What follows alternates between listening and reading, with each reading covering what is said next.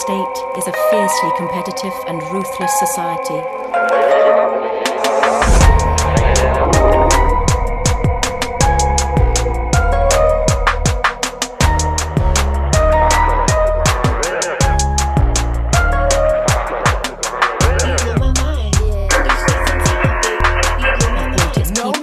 Misery and triumph.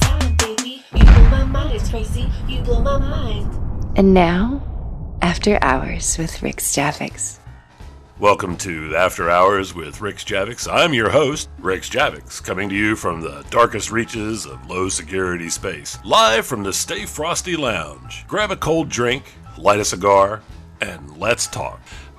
Joining me tonight in the Stay Frosty Lounge is Jin'Taan from Curatus Veritas Alliance, better known as CVA, out of Providence, and a few other things, but we'll get to those here in a little bit. So just take a moment and maybe tell everybody a little bit about yourself. Hello, yeah, my name is Jin'Taan, or Jin'Taan, depending on how you want to pronounce it, and I've done quite a lot of things over the past couple of years. The primary publicly facing one is going to have to be as a member of the CSM, but I've played since about 2008, when I was 12 years old. You were 12 years old when you started playing? Yep. Excellent. Oh, wow. That's awesome. So how long ago was that?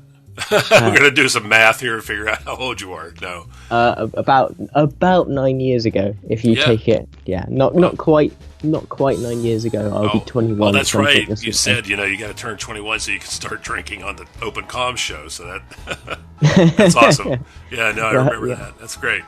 Well, I'll tell you a funny story.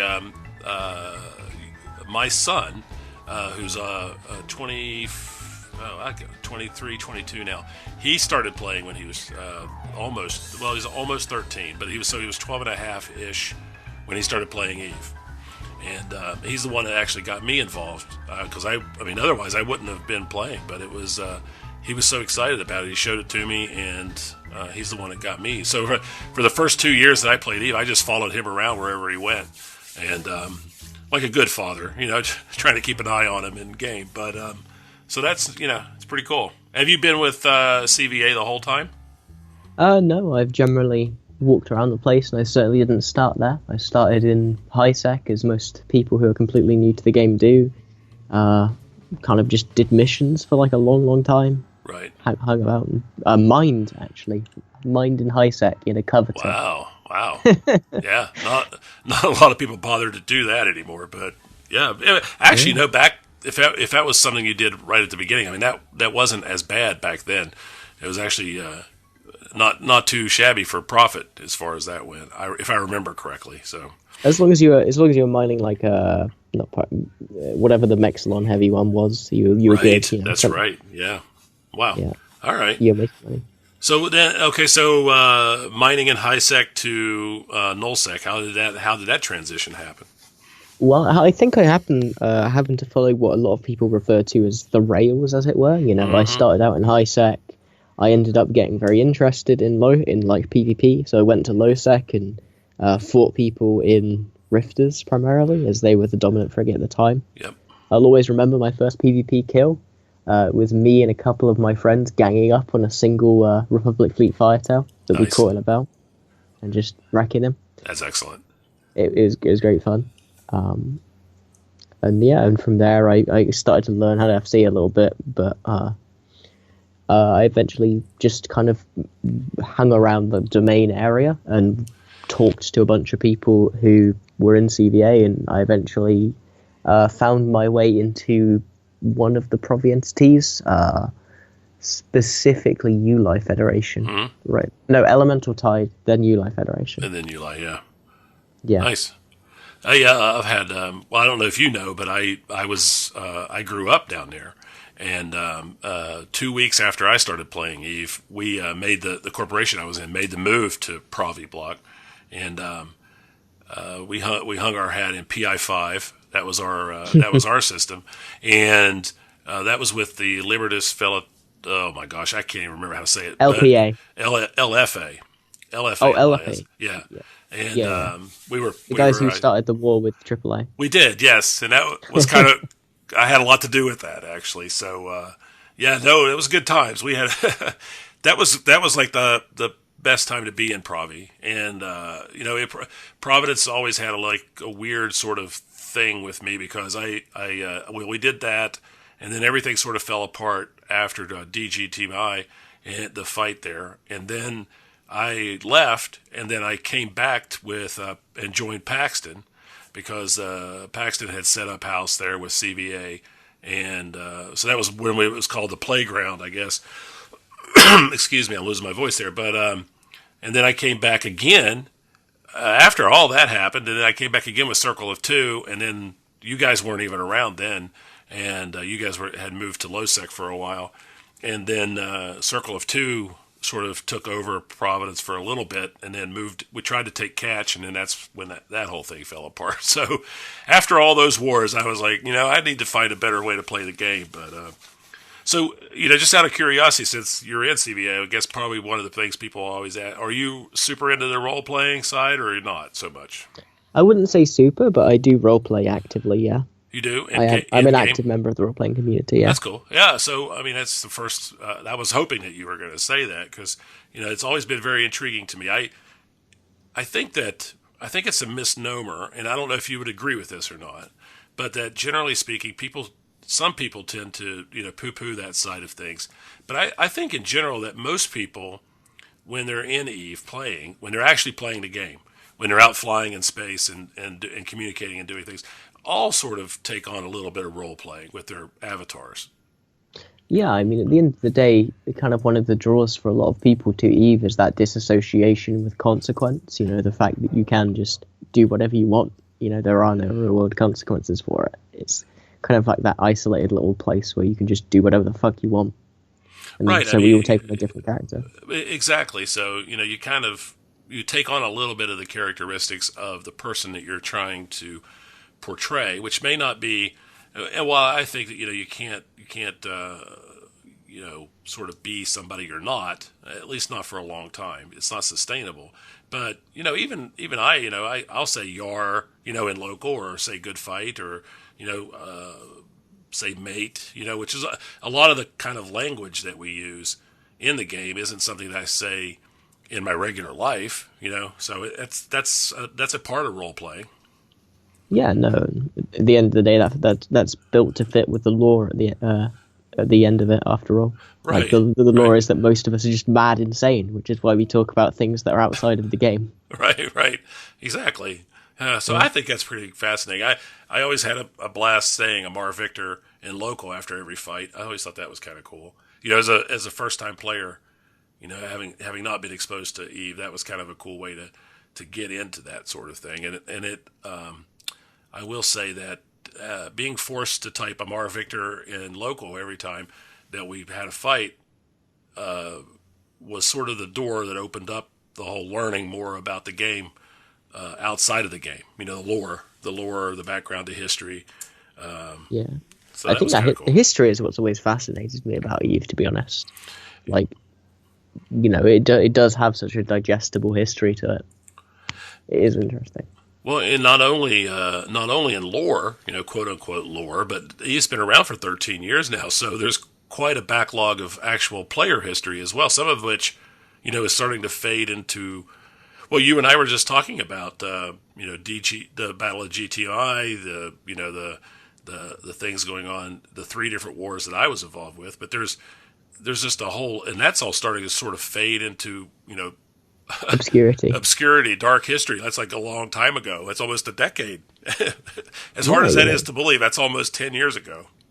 You forget about stories like the little pods that could, CVA's right. involvement in the Great War. Right. And it's amazing. It is. There's it feels like such a universe. Yeah, and it's a very vital thing, and that was one of the things I really enjoyed about Andrew's book. And I think that there's an opportunity for more of that sort of thing to sort of chronicle some of that. And a lot of the new players, alphas, are coming along, and I know we have that in our corporation too. It's like, well, why do these things? Well, I'll give you a good example. I was just in Providence last Sunday. We took a wormhole down, and it popped us out into into Providence. So we went for a little roam through Provi. I think we came out in PI5, and had a little fun blowing people up and stuff. But it's funny just explaining to people, that what had gone on. It was kind of a weird feeling to be in a place where, not that long ago, I died a lot, but I spilled a lot of blood there. It's kind of cool. Yeah, exactly.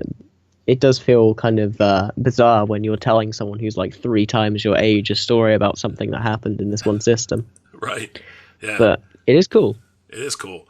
I don't think there's anything quite. I don't know. I mean, maybe there is, but I can't think of anything that's quite like that. It's very unique, and I think it sometimes gets a little overlooked when it comes to selling the game or appreciating it for what it is.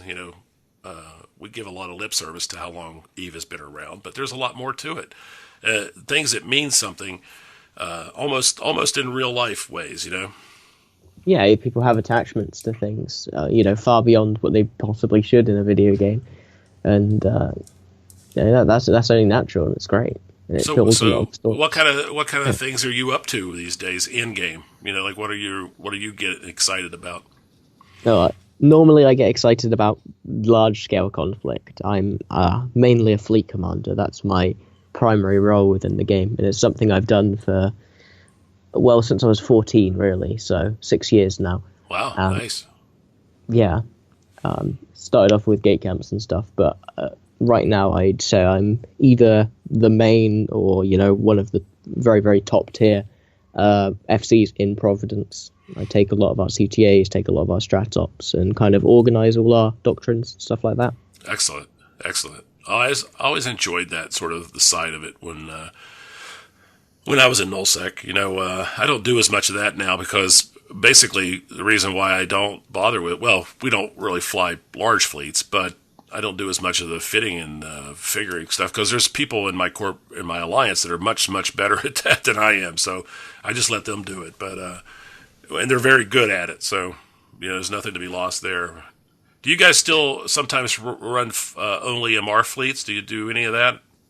Occasionally we'll do it for fun, yeah. Yeah, just for fun. Do a Golden Fleet, but it's not a serious thing anymore, no. Right. Yeah. Those were always kind of a bummer for me because I started out Caldari, and, back in those days, that meant something. It wasn't as easy to cross-train. So, yeah, for the first few years there, I was stuck with missiles, and that was the whole, can I bring my Drake age? So, but that ended up being, we ended up having justification for that because, that ended up being a thing for a while. So, but that was kind of funny. But there were moments when I would show up for a fleet and not be able to get in because I had brought the wrong ship. So that was pretty funny. So what is the struggle now down in Provi? What's going on? Right now we're just entering kind of another lull. MC have just moved away. We recently fought about a 1.5 long war. Right. Just not over anything in particular. They were just there to give us some fights, and I herf blurf on the internet because it's very fun to do. And then they leave because they've got a contract, and we learn a lot. They learn a lot. Fun times. I don't perceive any major wars on the horizon, but I imagine PL and NC being deployed next door is going to mean that we have some significant conflict. In addition, it seems like Goonswarm and CO2 are kind of fighting each other a little bit, as Goons have deployed some of their forces to Curse as well. Right. Assist. Right. So it's kind of a unique spot for whatever reason, because of you guys, I think. And the way the CVA's managed to survive all these years, when you would think, the way the game works, that they would have been vanquished long ago, right? I mean, basically, there's no reason why they're still around, really. I guess more about the dedication of a few individuals who have managed to, survive some of the worst wars in Eve, and still stick around. It's pretty amazing. I think I kind of disagree with the fact that it's due to the tenacity of a couple of individuals. Like, certainly Equinox, people like Equinox and Agent Carnid and have been around for a long time. Right. But every time we come back to nullsec, there's always been someone else at the figurehead. It's always been as a result of one dude just making it his goal to do that. And I think that's just because Providence has always been this kind of weird, just it's space that no one really wanted, Right. because it's not very good, and Right, and it's directly connected to a Mars space too, which is And more to the point, we've always come back with different allies. We've always had different NRDS corporations spring up to help us, because it is basically the best place to dip your feet into nullsec. Right. So we kind of, I hate to say that we're like the brave creating hero coalition, but it's a similar thing to that, but in a different way. If you get what I'm saying there, you know, the fact that CVA exists means that other NRDS entities get to exist, and they get to kind of work with us to make stuff stable, you know. No, I think that's absolutely true. I think, you know, if you're an up and coming alliance who doesn't have a lot of big friends, you know, that your choices are rather limited. You know, you have the Syndicate, perhaps, you know, for more PvP oriented type of a birthing place, which is NPC space, and then the Spire. But the Spire's problem is that it's not easy to get to, so you know it gets kind of buried. And then Providence, really, not that it's similar, but you know it's kind of it's kind of that anyone can try. Exactly right. Yeah, you can try it and dip your toe in it, you know, and that's why I was able to survive, you know, 2 weeks into playing and survive in nullsec just because of that. Where, you know, in any other part of space, I probably would not have been able to do that. So it's still like that. So that's a good observation, I think. It's a unique set of circumstances that bring about a unique result, I guess. Yeah, and I think, you know, in addition to that, the fact that we do just give people a way to get into nullsec means that other entities are bizarrely interested in helping us. You know, anytime someone invades us, we always have, you know, opportunities for backup. People will ask, you know, can we come help? Just feed us timers, we'll give you a hand. You know, I don't think we've ever, you know, really restricted ourselves to fighting a war on our own, because people are so willing to help us. Right. Because we are so neutral. You know, we haven't pissed everyone in the universe off quite yet. Right. Well, don't you think too that that's part of the charm of it too? Is that I can't speak for everybody, but I don't know that there's anybody who really wants you guys to go away. There are probably some people in the game who want us to go away, but you know, I don't think we're high on their list. You know. Right. That's true. Because it's such a unique thing. It'd be a shame to see it disappear, I think. But okay, yeah. So let's talk about the CSM for a minute then. So you're a young guy, but you have a lot of EVE experience under your belt, which is kind of an unusual place to be. And decided to run. What made you decide to run for CSM then? Now you're not going to believe this, but the reason why I started to run for CSM this year was kind of out of the same tribalistic kind of attitudes that I see a lot of people running for previously, where they wanted someone from their area to be represented in the CSM. And believe it or not, I was asking people to run for CSM in our alliance. I was like, we need someone who can do this. We need someone to be on there to make sure NRDS doesn't get forgotten. Right. And no one was willing to do it. So in good old-fashioned, fuck it, I'll do it myself fashion, I did. I put both feet forwards and that's awesome. Leapt into it. And yeah, like as I went through that process, like I immediately realized that I wasn't going to just be some guy on a wall. You know, I could do. I think I saw an opportunity to actually use some of my unique talents to do what I thought was right in the CSM. Something I thought they'd been missing. And what would some of those be? What do you think? Just kind of communicating. Like, I've always seen myself as a pretty good communicator. Mm-hmm. So bringing that to the CSM, is kind of necessary. We need to be able to talk to the public. And after CSM 10, it was kind of, the field was relatively sparse with people who do have a record of that. So I took on that role and I started making these updates, doing the attendance reports, and just generally trying to make sure people in the CSM were talking to people outside the CSM, so that we didn't have some sort of mad echo chamber. Yeah, I mean, it's not hard for me to say it, but as an outsider who's keenly always been interested in this sort of thing, and also more than willing to jump on the pile when it went the wrong way.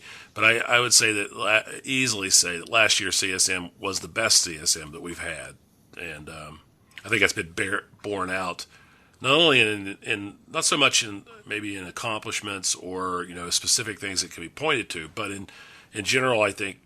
It's an organization that perhaps a lot of people thought had passed its prime, and that last year's CSM sort of proved that it was possible for it to actually serve a purpose and serve a healthy purpose, more to the serve point. a healthy purpose, exactly. Yes. And that I think it changed not everyone, of course, but it changed my mind. That perhaps there is an actual future for an organization like that to actually work, in hand, and do what it was actually intended to do, which often it was never either allowed or the people involved weren't suited for that sort of thing. If that makes sense. No, I definitely get what you're saying there. It has changed a lot in this year. This year has been kind of a turbulent time for the CSM as an institution, coming out of CSM 10 and into CSM 11. Yeah. So, I mean, how was it? Was the experience of it actually being in it as good as it seemed from the outside? I'd say I think an experience is a good way to describe the CSM in general. Mm-hmm. It is sometimes it can be incredibly rewarding, but it is very, very emotionally draining being on the CSM. Okay, how so? Because I don't think a lot of people would understand what you mean.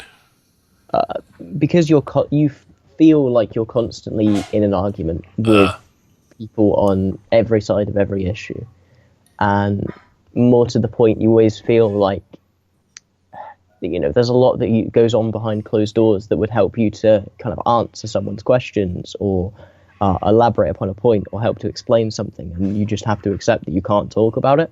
Right. And for someone like myself who kind of enjoys being very transparent, very communicative, and making sure I see people being, I guess, right, or at least understand where I'm coming from, that's kind of hard. It's kind of challenging for me, but I've not breached NDA, thankfully. Yeah. I mean, I had to, many years I was under a lot of NDAs from clients and things, and so I understand that sometimes there are, it's hard being an open person and then yet having to hold back a little bit. I can understand how that could be very frustrating. So it's but how is the frustration come mostly from other CSM members, you think, or from CCP itself? Oh, it comes from all sides. Like sometimes you can sometimes you can get frustrated with the CSM. Like that hasn't happened very much. I've been very, very fortunate with the people who were on this year, and whilst we did sometimes butt heads, it was always very professional. It was professionally handled. We were able to go and just like literally get on comms, talk about it, kind of hash out where our differences are, and basically debate. Sometimes, working with CCP can be hard because they have, at the end of the day, very different priorities and very different views on the game to what you do. Sure. And that's kind of a necessity of the role. And also the community can really fucking suck sometimes. It's not great getting told to kill yourself. Don't appreciate that. I'm glad you said it, not me. So yeah. I've had my own run-ins lately, so I don't want to bring those up. But yeah, so no, I'll happily talk about it. There's some dark corners of the community that I'm not particularly happy with right now. But yeah, but yeah, no, I mean it's got to be hard, even just having the responsibility, assuming the responsibility for representing, what you consider to be, a proportion or in some cases, I'm sure the entire player force, player base. And then also, having to be caught in the middle of that. But again, that is part of the role, right? Is to be caught in the middle. So, I guess it wasn't bad enough to keep you out from trying it again. So that's good news.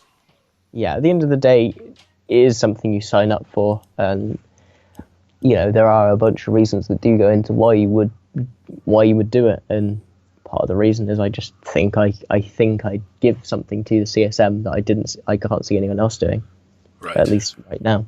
Right. And that's incredibly self-centered, and kind of what's prideful. Well, I suppose, myself, I guess. But on the other hand, if you're going to be a politician, quote unquote, a politician, I think you have to have a little bit of that, because otherwise, why would you do it? Yeah, definitely. Right. I mean, if you didn't think that a little bit, I mean, I guess you could take it too far and become arrogant and a pain in the ass to work with. But I think a little bit of that's required, don't you think? Oh no, I definitely agree. You need to be able to sit there and argue with the people who literally make the game about why you think they're wrong. Exactly. Right. You need to have at least some level of guts to be able to say that. Right, you're wrong about warp core stabilizers, for example, and they really need to be fixed. So why aren't we doing anything? Yeah. So I think your thoughts on that are misguided, because there are times when warp core, not in terms of what you're seeing is wrong, but what you're asking for is a solution to what you see as the problem. But you're not going into what the problem is specifically. And it's not warp core stabilizers. The problem is that people are, kind of running away from you and trying to monetize something that is intended to be a content driver. And I think that's the fact that they are not penalized basically for running away is the problem that you're facing. Yeah, well, I mean, I've had this conversation with Masterplan and with Fozzie and others at FanFest and in other instances as well. And the general idea basically boiled down to is that it's a legacy module that I don't think the intention is fine. I don't have a problem with the basic concept of it. I just think it's a bad module, and I think there are probably some more creative ways. And part of what I would like to see is that a lot of focus has been over the last forever, is on big structures and big ships and new ways of playing, which has all been great, no complaints.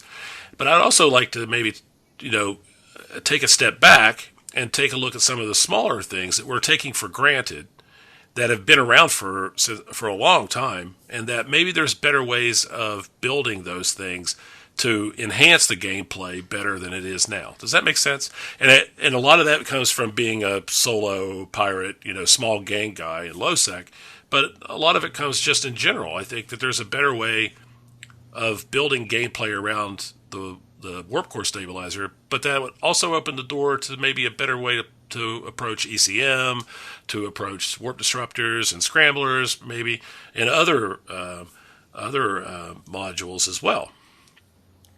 Does that make sense? I completely understand what you're saying there. What you're asking for is iteration, and that's something I have kind of consistently tried to talk to CCP about. I feel like iterating on things and looking back at what they did in the past 5 years and seeing, before we forget how the fuck we did this, is there anything we can do to add to it? What are the pain points of its current experience? Right. And bringing feedback to that to CCP is kind of an important role that the CSM can play. Yeah, because when I started this talking about it, nobody was paying any attention. So I had to sort of build a campaign that was around banning warp core staves, but that's never really been my intention. Although I wouldn't argue if they just got rid of them, that would be great. But I think that like the Venture has warp core stabilizing ability built into it, and Fozzie built a spaceship for me. The Mollusk Navy issue, which has the opposite built into it, and that's the kind of thing that I really like. It's if there's a need for something, then there should be a solution for it. But then there also needs to be a balanced counter solution to it as well. And I think it's just an old module that represents sort of a legacy that I think hasn't been dealt with, and it should be. I can agree from the way you've argued that that's like a good way to look at it in terms of game design. I actually really love the More Lost Navy issue. It's one of my favorite ships to solo PvP in. Mine too. I love the dual rep fit because I hate dying, and if I can just sit there and tank until the enemy gets bored, that's great. Yes. Yep. That's awesome. But no, like I feel about that same way, especially with regards to things like interceptor, interdiction nullification, right? Which is a topic I've been pretty vocal on and happy to defend my ideas on, even when people don't agree with me. Right. So what are some of your ideas on interceptor nullification? I mean, are you a fan of it or a con against it?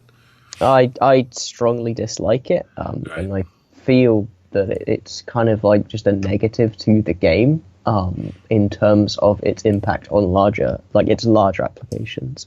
In terms of its small scale stuff, it is a perfectly balanced mechanic. It makes quite a lot of sense. It does have some impacts on things like gate camps just not being particularly great, which leads to a destabilization of like the old PvP ecosystem. Yes. I'm sure if you lived in Provi at any one point, I'm sure you remembered either A, gate camping, or B, having your gate camp dropped on. Yes. So absolutely. And I miss that kind of more day-to-day content where you do just see 10 dudes around a gate and maybe you go bait them and kill them. Well, I can't even begin to tell you how many days I would log on in DGTMI, and the first thing I'd do was I would undock and warp to the gate, one of the gates, or warp to each gate to see if there was anybody hanging around. And a lot of times there'd be one or two guys, and then we'd be like, oh, let's form a fleet, and then we'd form a fleet to gate camp that, and then we'd fight somebody who came through, one or two people, and then another couple of guys would form up. And, before you know it, in an hour, you have 15, 20 guys, and you're like, oh, let's just go roaming now, let's go do this, or let's go down to head GP and see if we can't bang some AAA guys. So, yeah, exactly. So, I agree. I mean, especially in nullsec, I think that, the idea of gate camping a lot of times gets sort of a bad rep, but when you do it, it's it's one thing to set up a perma camp, right, that just sits there all day. I think that's kind of a boring thing, but again, that's somebody's choice. For us, it was always about it was a great central location to form up, so. It was something to do, yeah. Yeah, it was something to do and pass the time, and then it wasn't really it wasn't the end result. It was just a path to get to something, to go do something more fun, hopefully, or excuse me, or something would happen to you, like you wouldn't have a choice. So 50 guys would come through in Badgers, which it's like it's a reason to be in space and do things, and right. I think to a degree interceptors have kind of just made that not really a thing, and that's not made it not of a thing because it definitely does still exist. They've just made it less of an active part of the game. I don't, and I know that's not everywhere, but it's certainly massively affected smaller entities. Yeah. Huh. I hadn't thought about it that way, but I mean, I can see your point. That it's kind of a get out of jail card, really, isn't it? Yeah. I at the end of the day, I think that they do bring good things, like especially the whole being able to travel in scepters. Mm-hmm. That's just a great quality of life thing, and it reduces your dependence on basically being blue from everyone from where you are to high sec. Right. Yeah, that's why I actually had a very long talk with Fozzie about trying to make shuttles interdiction nullified. Maybe reducing their line speed a little. But so basically create a ship class that does what interceptors do now, and take that away, right, for travel, and then take that away from interceptors and put them back to doing what they were supposed to be doing. Yeah, well, I'd say definitely give them buffs. Like you've already seen nerfs to interceptors as a result of their nullification, most notably the Crow and the Malediction. I'd like to see those reverted if you did remove this. I'm not for like nuking all interceptors forever because Gura interceptors, I think they do serve a perfectly valid role in fleets. It's just sometimes once you have things that break fundamental game rules, if you use them on a large enough scale, for example, things like slippery Pete's are a good example of where this has been used in the past.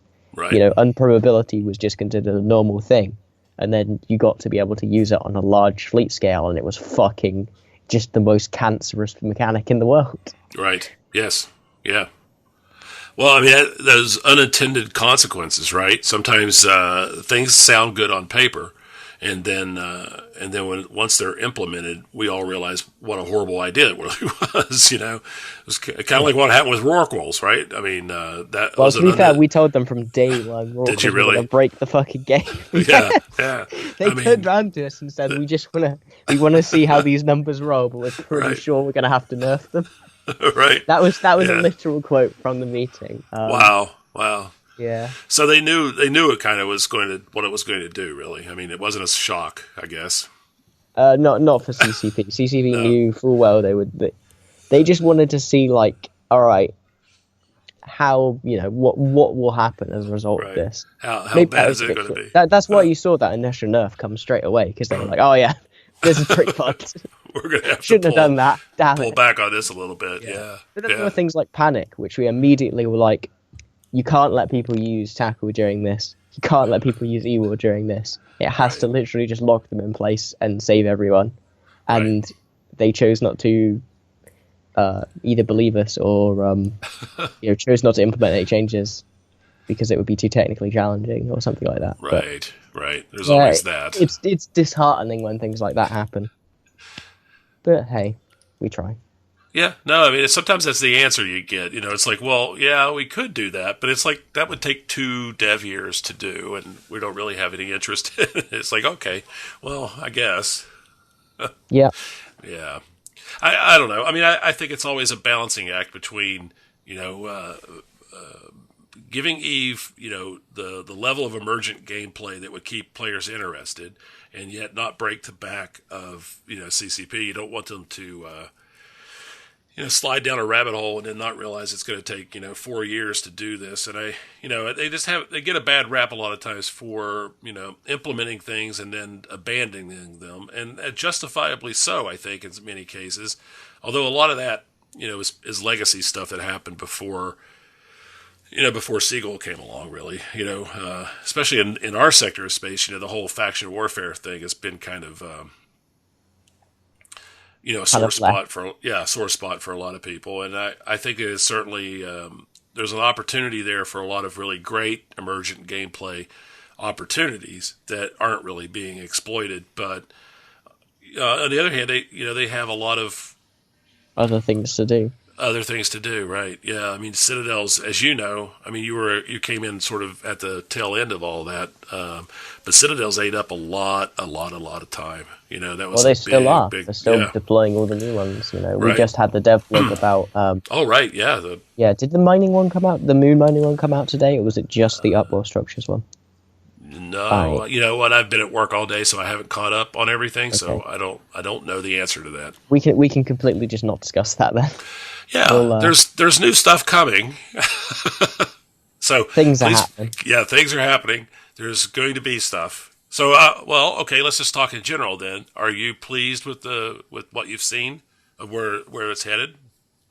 I wouldn't say pleased. I mean, I'm always very, very hesitant with things that touch very central mechanics, especially to things that precipitate fights. Right. I feel like the way the pause system works currently is better than the way the Citadel system works currently. Okay. In terms of like vulnerability, right. I feel like you should be able to attack something that's generating you money at any time.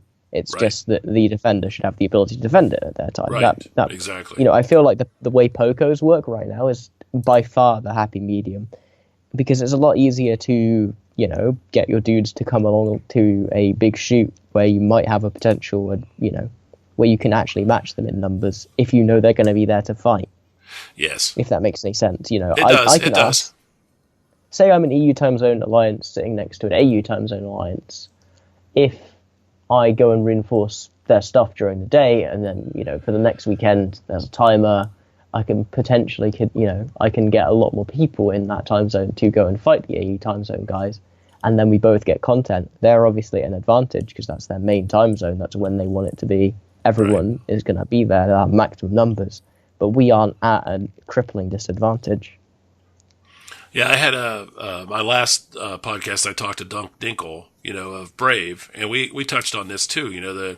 There was a lot of things that we liked about the old structure grinding system, and a lot of that got lost in the way things were done now. It's a lot of I just happened upon a structure that's in shield, that's got shield damage, and it would be nice to be able to just logi that back, and a lot of times it's just a lot of that sort of gameplay disappeared.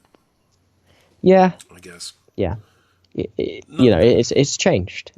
Some of these things we got to adapt to. Some of them we got to kind of raise as pain points. Right. It's just figuring out which is which.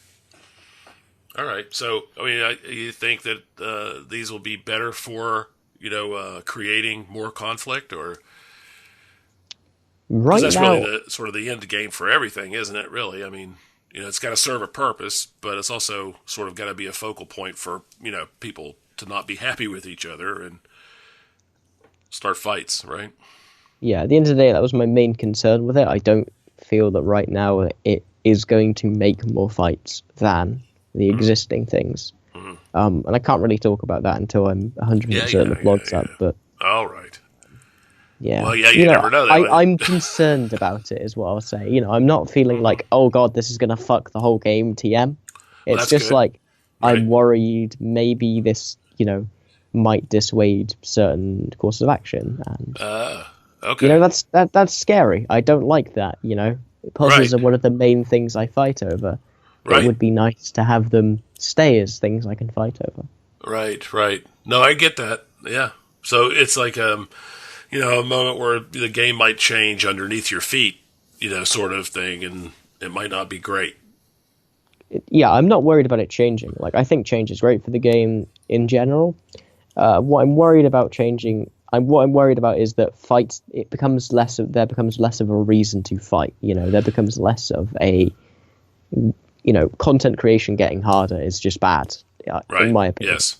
No, I agree. One of the concerns I have about Eve getting older is that we keep adding more stuff to it, and as we, there's a little bit of worry about bloat, right? That everybody gets what they want, and then nobody's going to want what the other guy has because there's no reason to, right? Because everybody's got what they want, and then what happens? Because everybody talks about balance, but really, when you think about it, balance is really bad. Because if everything's balanced, then it's kind of boring. We were talking earlier about Provi. One of the problems with Providence is that, it's always been a very poor region, right? You said it yourself. It's like a region that nobody really wants, and that's because it's been relatively poor. It was kind of, unfortunately, not given a lot of value when things were handed out by God or whoever, and. But that's why Providence has always been a conflict driver, and because it doesn't have that, which is kind of the opposite of what you normally think. But so imbalance is really where conflict comes from. Somebody's got something that you want, and the only way to get it is to take it. Yeah, no, does that make sense? Yeah, right. No, I totally get what you're saying.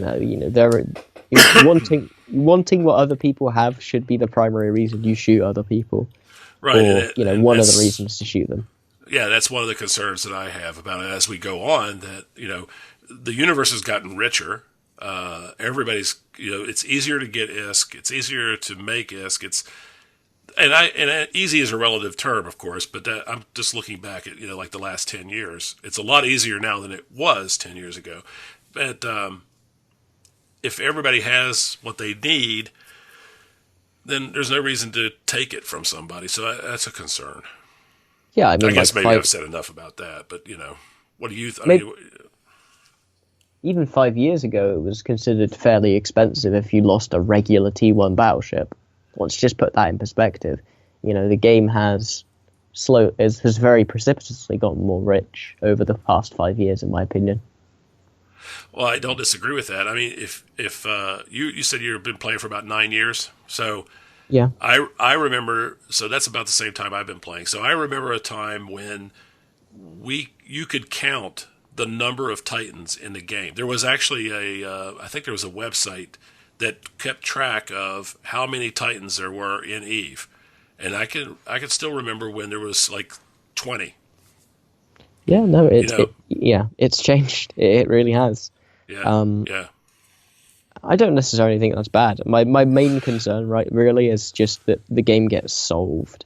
You know, for all you might say about balance being bad in terms of like resource distribution, right. I think balance in ships is very, very important to the game. Yes, Like, crucial. I hate what I see when CCP just doesn't want to change things that have become incredibly oppressive, because it leads to kind of the whole meta just calcifying around it.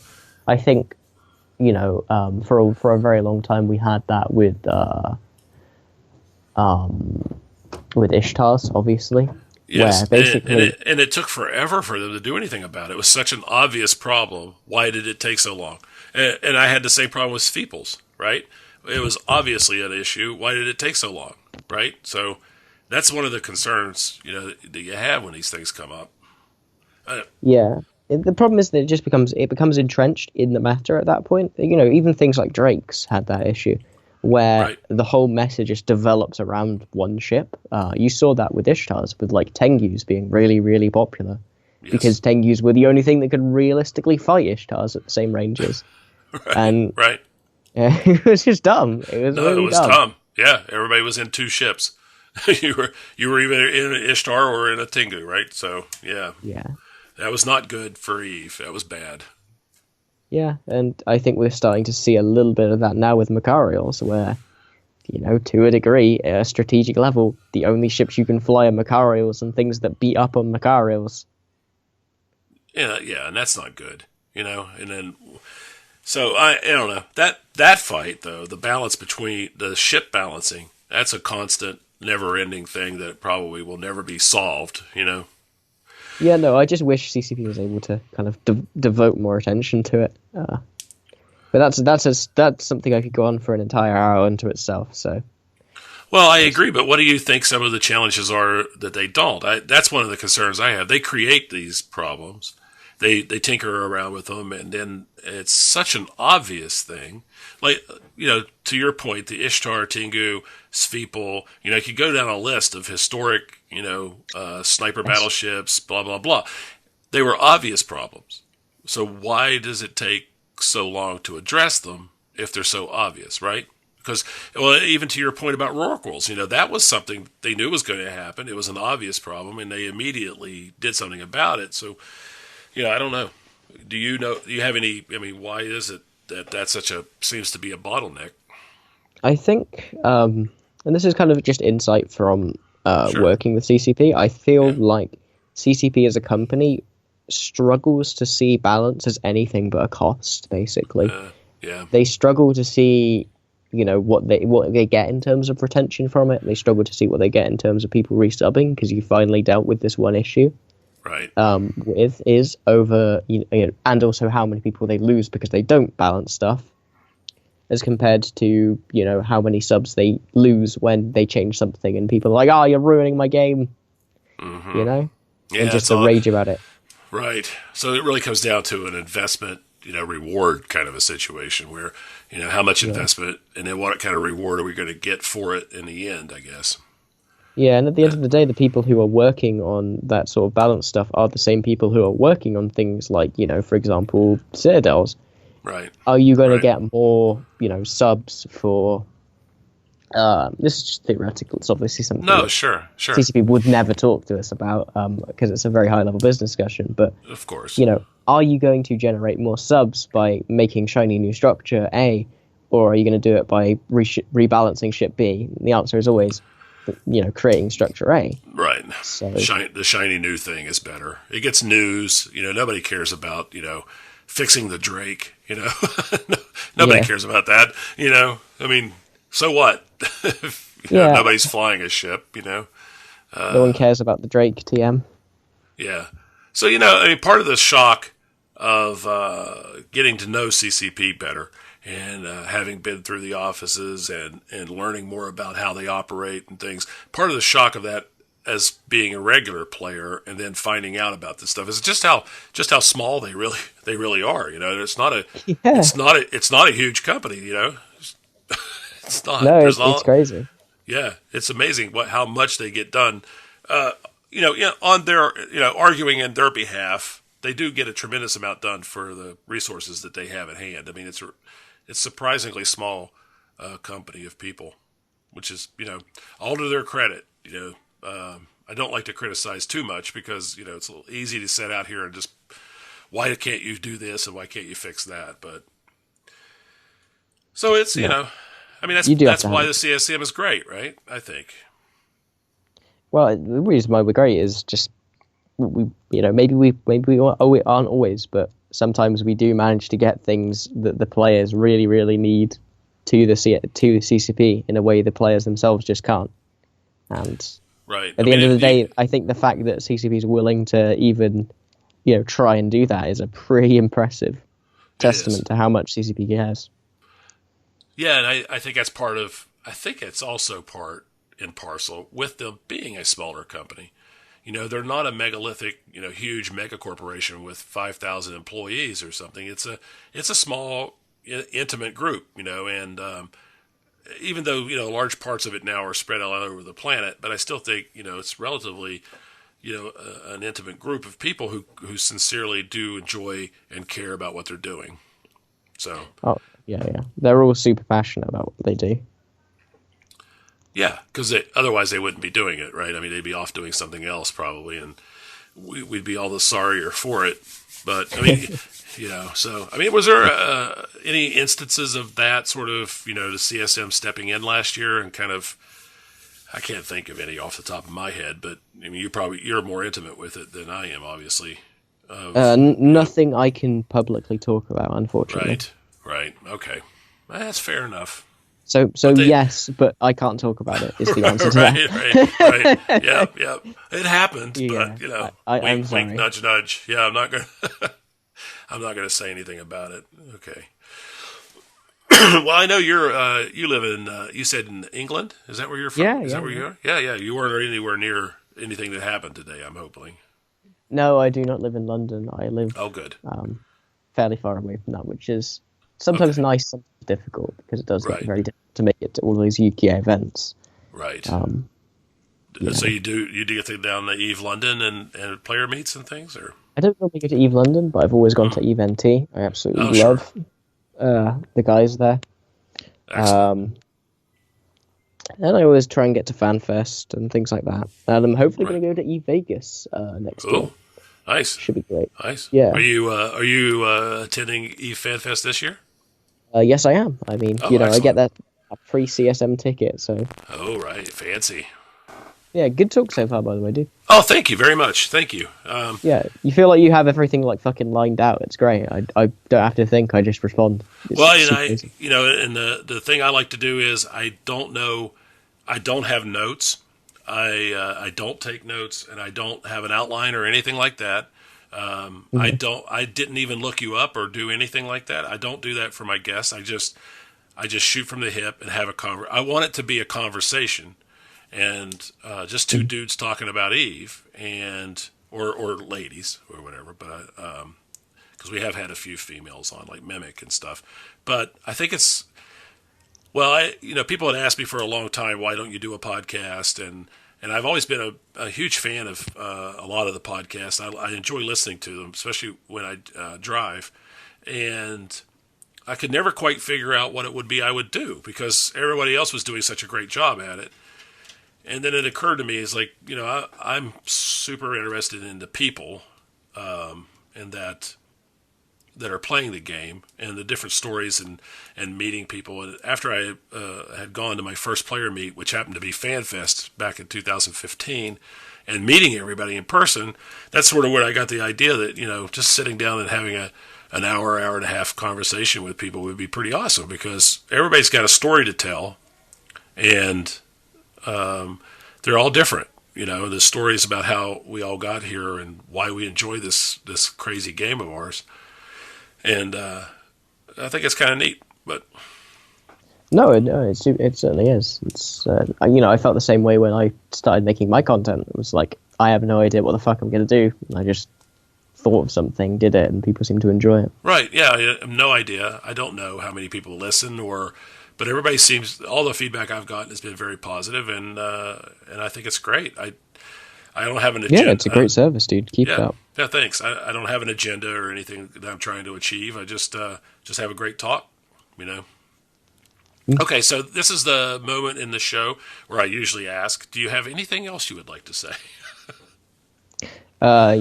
Please consider voting in this upcoming CSM election. If not for me, then for whoever you think would basically represent you and the rest of the player base well to CCP. So are you going to be excited when you're sitting in the row there at and they're getting ready to announce the winners for next year, or are you nervous? I'm always nervous. It's never going to be a sure thing. Right. I certainly didn't think I was going to be elected last year. I was 100% sure I wasn't. So it was a super huge surprise. That's why you heard that great cheer on the yeah, it was awesome. thing. Yeah, it was brilliant. Yeah, no, it was good. I'm nervous, but I love FanFest. So even if I don't get in, I'm just going to enjoy myself. Excellent. Yeah, FanFest is great. If you are listening and you haven't been. And even if you can't make it to FanFest, you should definitely check out, an EVE player meet that's around you. You'd be surprised how awesome those are. Even small ones. We had one last summer that only 25 people showed up for, but we had a blast.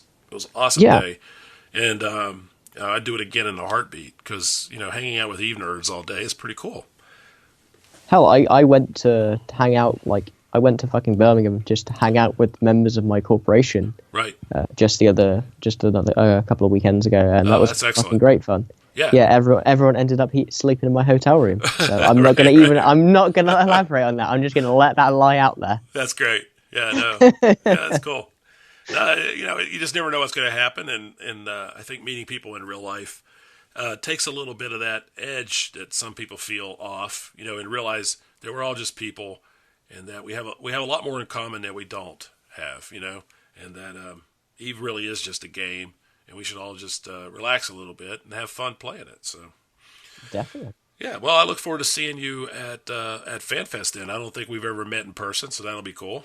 So I'll buy you a drink. If you see me, I'm the really tall guy with the weird beard, and feel free to come up anytime. And I have free stuff to hand out too, so you might want to catch me early before it's all gone. But, my wife and I will be there. We're looking forward to it. Oh, brilliant. Well, I will try and hunt you down. And, Excellent.